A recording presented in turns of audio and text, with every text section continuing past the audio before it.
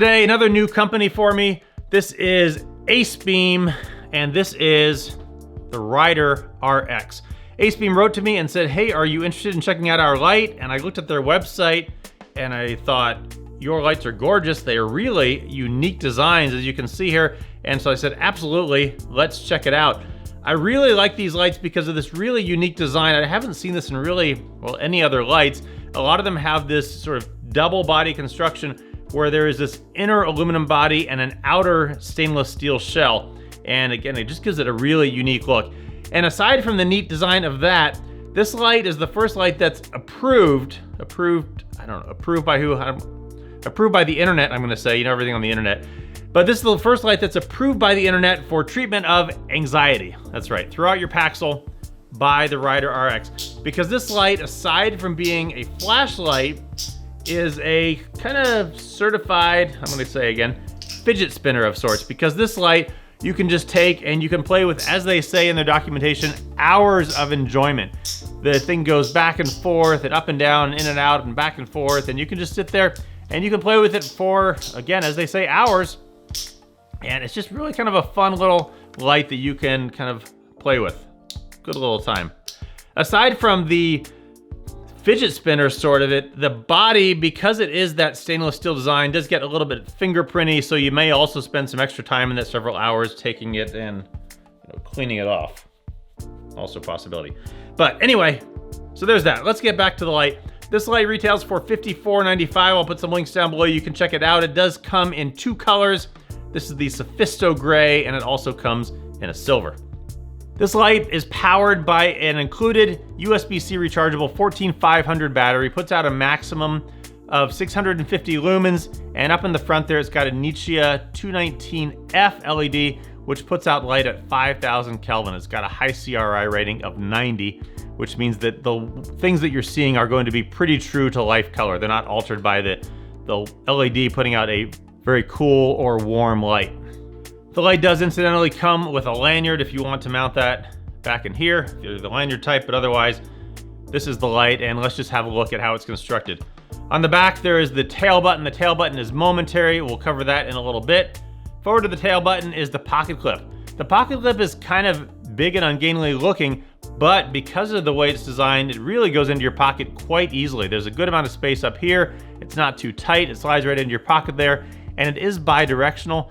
I also thought that the rear part would be too tight, but again, depending on your pants or how you're carrying it, you can slide this in pretty easily that way, or you could mount this on a hat if you want to use this for some task lighting. Forward to that is the head. I thought that this is what you twisted to get the battery out, but it is not. The way that you get the battery out is that you move that over, you push it down, and that comes out the front there, and then you twist this little piece off right here. This comes off. Inside there is the battery. It's an Acebeam battery, USB-C, thank you, USB-C charging battery right there. The tip of it lights up orange when it's charging, you can see. And then you put it back in there. This does have IP68 rating, so it's gonna be plenty waterproof. And then once it's sealed back up, you can just push it closed and then make sure you push it back over, because if you have it over here in the sort of unlocked position, when you go to turn the light on, you may accidentally push that forward. So make sure that it's in the locked position when you go to work it. User interface on this, pretty straightforward if you're familiar with flashlights. It has 4 brightness levels. What they call an ultra low 7 lumens, a low 70 lumens, medium 280, and a high of 650, which then ramps down to 450 and then down to 300.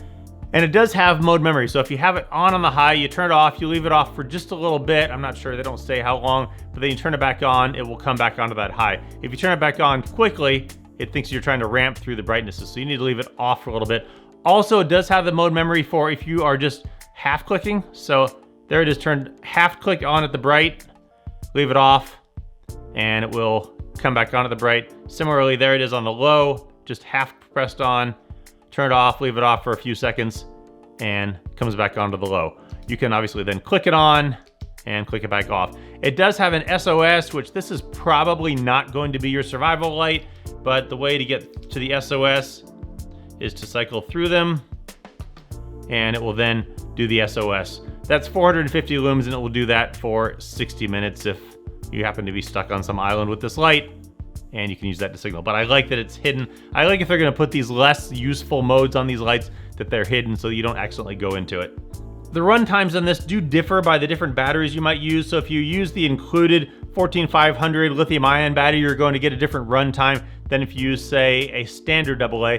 And you can see by the table here, I'll leave it here. If you want to look at the numbers, feel free to freeze the video, but I'm going to go ahead and move on. The beam pattern on this is a kind of medium flood, medium throw. They say it will throw 96 meters, roughly a football field, 315 feet. It's got a decent throw, but you're probably not going to be seeing a ton at the distance of a football field with this light. But it is actually surprisingly bright as an everyday light with that 650 meters. So overall, really cool design from Acebeam. Again, I was not familiar with them. I like the kind of uniqueness of the design of this light. I like the sort of fidget spinnerness of it. I like the output of it. It's just really a nice looking light. So if you want a light that is kind of not the standard black Type 3 hard anodized aluminum, this has a really nice look to it. Either get this, get the silver, but again, just a really nice, unique light from Acebeam. So check this one out, the Rider RX.